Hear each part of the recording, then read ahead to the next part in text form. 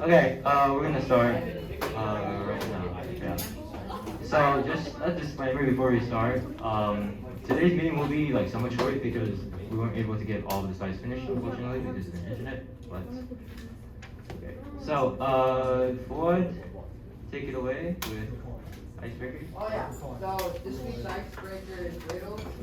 So for the following riddles, you guys can raise your hand and you guys can No solution. No solution. Next. Alright. What word is spelled incorrectly in every single dictionary? If you know the answer, okay. Yeah, good job. He's more smart though.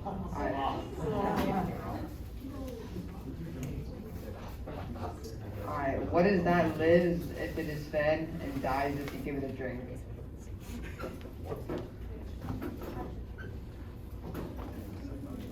Any takers? Can drink anything. Let's see. Yeah. Alright. What can a person catch that is not thrown?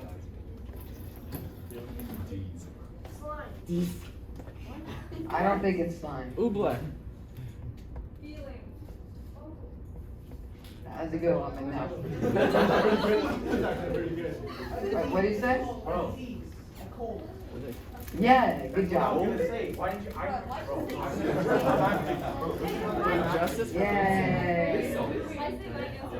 Okay. Cool. So that was our icebreaker. Thank you for participating. Okay. Give it up for Ford. Okay. So once again, you guys have seen this plenty of times. Disclaimer: everything here is for informational purposes. If you lose money, it's not my fault. Thank you very much. Okay. Charlie. I'm not too close to the mic, right? Alright, and this link and QR code is just to like check the attendance spreadsheet to check if we correctly mark your attendance. So if you actually care about that, you can go check that. If your name's not on there and you know you attended, you can bother this guy. So yeah. Thank you, Charlie. Okay, yeah. So once again, like you said, if you want to check right now, just scan the QR code. We'll leave it up for like another 10 seconds or so.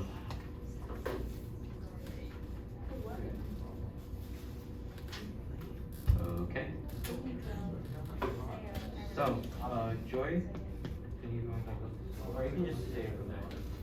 What's the attendance?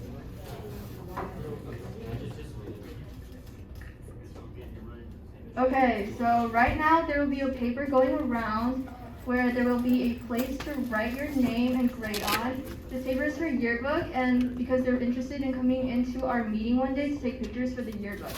If there's no more space, please let me know, and officers, please refrain from writing your info.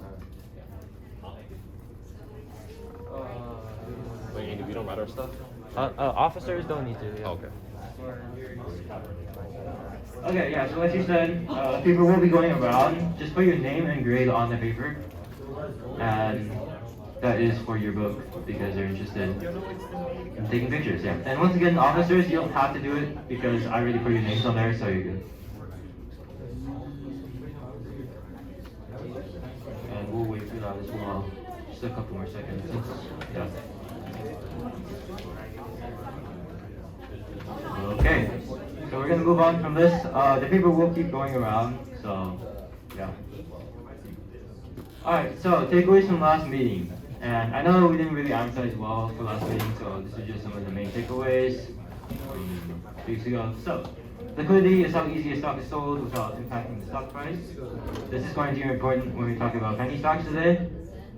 Inflation is a decrease of the value of money.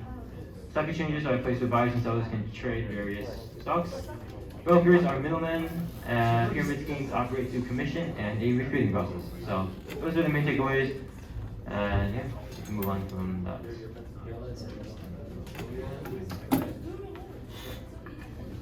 All right. Onto the agenda, I guess for the first slide, you can learn about market updates. Second one is a couple terms, and the third one is bonds. And then the fourth one, I guess, is penny stocks, which I guess Andy will get into that. Yeah, okay, thank you, William. So we actually will not be talking about bonds this week because we weren't able to finish the slides. But that, we will talk about them in the next meeting for sure. So, yeah, okay, market update. So, this is quite similar to the one 2 weeks ago. Yeah, the market update 2 weeks ago. So, essentially, as you can see from the graphic, a lot of the sectors are doing well compared to like 50-50 split we had 2 weeks ago. And as you can see from all the main indexes like the Nasdaq and the Dow Jones, they've all been slowly climbing up. And one big news is that Tesla has hit $1,000 per share. So can anyone answer how they did it? We all know Tesla is like a great company and all, and they're very innovative and reliable. But there was one specific event that really kind of exploded their shares and popularity. Yeah, go ahead. Did Hertz put in an order of 100,000 cars? Yeah, that was one big one. I completely agree with that. That was definitely one of them. I actually didn't think about that. But there was one event that happened prior to that. Did they release full self-driving beta? That was also one of the things I was thinking about. Like, not exactly. It has something to do with its financials. Was it an earnings report? Exactly. That was the one I was thinking about. But all three of you guys made great points. So the earnings report, they completely surpassed all estimates, and because of that, once a company generally beats their earnings report, their popularity soars up, and because of that, along with the Hertz orders and like Uber said, all of their new technologies, they were able to hit over $1,000 per share. And it still is today, which is quite surprising. They only dropped around like $60, I believe, so they're still at 1K, which is really surprising. So, yeah. Next, we're going to talk about some terms. Josh, yeah? So we have two terms today. Okay, sorry for the font being super small, but the first term that we have is bid, and it just refers to the lowest price that a seller is willing to sell a specific stock, or the highest price that a buyer is willing to spend on a specific stock. And then the ask is just the lowest number that a seller wants to sell a stock, or yeah.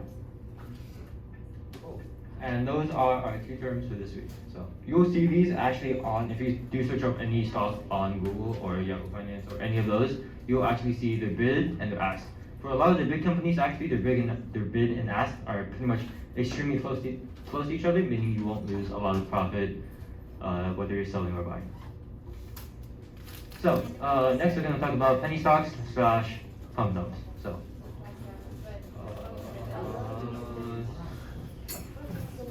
Austin, you want to talk about this? You can just read off. Hello? Oh, shoot. Okay, what is a penny stock? Penny stocks are stocks that cost them $5 a share. That used to be less than $1 per share in the past, but I don't know, they increased to $5 per share for some reason. They have very low liquidity, so it's hard to sell these stocks and get an accurate price that reflects the market. So like if someone puts in a big sell order, the price wouldn't be accurately determined by that. Penny stocks are great for getting big gains, but are also very high risk because investors can lose most of all their money in a short period.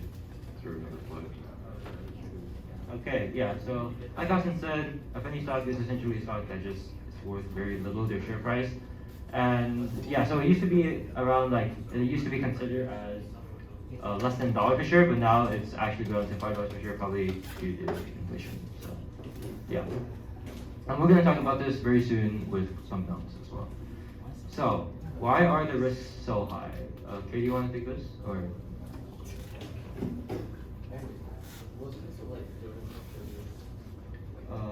Yes. Yeah. Alright, so penny stocks are a way for smaller companies to get money from the public to start up their business. And this can become a problem for investors because there is usually little or to no information on what these companies are like. It is almost impossible to figure out if these companies will make it big and have high return rates. And among many stocks are for people who can tolerate high risk. They must be able to understand that buying penny stocks means you can lose everything and more if they buy on margin, or you can get a huge return.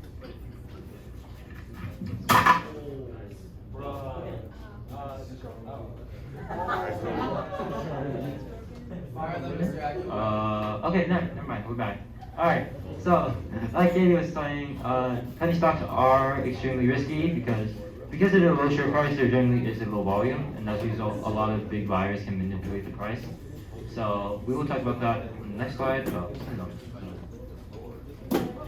Alright, so pump and dumps are essentially when somebody, usually with a lot of social power, usually with a lot of influence, they kind of promote this penny stock and encourage everyone to buy a bunch of shares of it. And this person actually already has a lot of stake in the penny stock. For example, if I was promoting a penny stock that was, for example, a penny, and I had, I don't know, 1,000 shares, that would be $100 worth of the shares. So if I promote it and suddenly it gets to 5 shares, because remember, the share price is determined by the consumers, not by what the company is actually valued. For example, like we were talking about Tesla. Is Tesla actually worth $1,000 per share? Probably not. It's probably overvalued. However, the consumers think that it is valued, so therefore the price is that. So because I brought in all these buyers, I suddenly made the share price to 5 cents. At this point, I can then sell all my 1,000 shares and make a profit of, I can't do math off the top of my head, $400. I can make profit, and from that, because the penny stocks usually have very little volume, because I sold so many, the stock price will plummet, and then all the investors that kind of bought in also lose their money.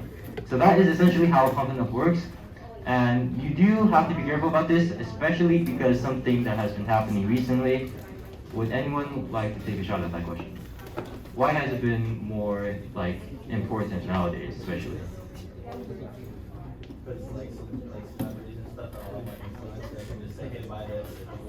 Yeah, I agree. Yeah, that's definitely a good point. But I was looking for something more of, I guess, I don't know how to say this, but that's definitely a good point. Anyone else would like to take a shot at this question?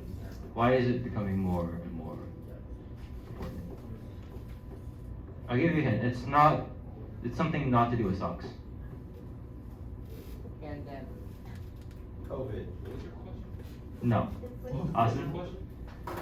Why is pumping dumping so important nowadays, especially? Important? Yeah, why is it important? Why do you have to know all the risks of it? And why is it happening more and more? Because it might happen to you. It might be, okay. Cryptocurrency. There we go. Alright, yeah, so crypto. That was the main answer. So, because of crypto, a lot of you guys probably know Bitcoin, Ethereum, all of them. A lot of these cryptocurrencies actually have zero regulation, aka you can't really be tracked. And because of this, it can be really easily manipulated, and especially there are so many cryptocurrencies out there that are essentially operating as penny stocks and pump and dumps. And all these celebrities, like he was talking about, can promote these cryptocurrencies and immediately bail out without any trace of them. So something actually happened with a famous NFT. Essentially, NFT is like a type of cryptocurrency, I guess you could call it that. But essentially what happened was a really kind of renowned and somewhat reliable NFT just completely bailed out, and the person who bailed out actually got away with $2 million in profit. And this was essentially a pump and dump because they kind of took advantage of the NFT wave and completely bailed out, making a bunch of money and not being able to be tracked at all. So yeah, it is very, very important that you understand this because you don't want to fall in this trap at all. Okay, now this is something I've been working on. So I actually set up a paper trading account. Essentially what it is it's an account where you can trade with fake money, and I think it's pretty neat. So I'll showcase it right now. Okay, so this is essentially here. I'll go to the stocks up in here. So this will be our paper trading account. So every meeting, at least this is my plan, I want you guys to kind of bring in some stocks to potentially buy. We have $100,000 of fake money that we can spend, and this is just as something as club that we can kind of test things out, right? Test what stocks are doing well without actually losing $100,000 of real money. You can do this on Webull too. Yeah, you can. There's a lot of Yeah, there's a lot of different paper trading websites. I just found this one as one of the best ones. So, for example, I'll show an example. So, if you wanted to buy a Tesla, for example, you would type in the symbol. Okay. Okay, there you go. There's Tesla. So, as you can see, it's at $1,000 per share right now, which is very impressive. And let's say we wanted to buy 5 shares of Tesla. And as you can see, an estimated cost is 5,000. So essentially, you can basically place any stock and place a bunch of, yeah, you can just try it out. So essentially, what I want you guys to leave with in terms of this is I want you guys to every other week when our meetings come around to really think about what stocks you would buy if you have money to. And I will put in those orders during that meeting, and we can see how it kind of functions and works around all of that. And I just thought this was something that was really neat. And Yo, could you put like $1,000 in a Dogecoin right now? I haven't seen whether, oh, this crypto, hold on. Wait, what's the symbol? Do you know what the symbol is? It's just Doge. I don't know what the symbol is, but let's try Bitcoin. Hold on. Is that Bitcoin? I don't know, but I guess we could place cryptos too, which is really interesting. So yeah, there's a lot of different varieties here. So this is definitely something that's Here, I'll look it up. very, yeah, you can look that up. So we will be talking about this next as well. Yeah, in the next meeting about short covers, all of these actions, because these are also really important, along with these limit stop orders, trailing stops, all of that good stuff. Because that information, if you're, yeah, go ahead. It's all capital Doge.USD. Okay, let's see if they have it. Sorry, dash USD. They have it, sick. Okay, wow. So, oh, we can't. Okay, never mind. Oh. Does it work? Maybe? No, it doesn't. Okay, well, it showed up the option, but unfortunately couldn't do it. But, yeah, so, like I said before, this is something that we will return to every meeting. And once again, please bring in some stocks that we can potentially buy. And we might even do some case studies on it. Because you don't want to just randomly buy stocks. Even though this is fake money, we do want to try to treat it like real money so we can get the best learning out of this. So, yeah, that's that. And this website is actually called Wall Street Survivors. So you can actually create an account if you want to at home.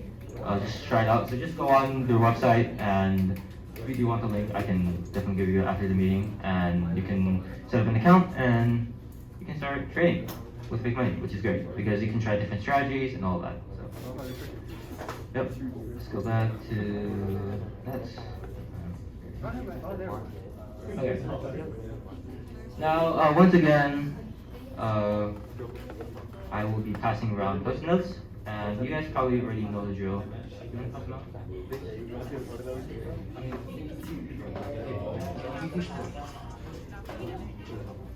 Thank you. Okay.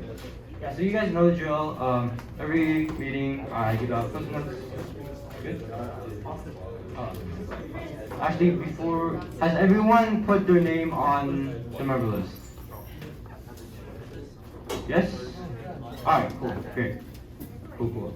So I'll be turning that in to, like I said, you guys, a lot of you guys already know the drill. Please rate it from 1 to 10, and actually please write me a note on what I could do better. That way I can make our meetings more interesting for you guys, because I don't know what you guys want from this drill. And also, don't write your name on them. I want you to be as, I guess, critical as you want. So, yeah, and once you're done with that, please flip it over on your table. And officers, can you please write one as well? Thank you.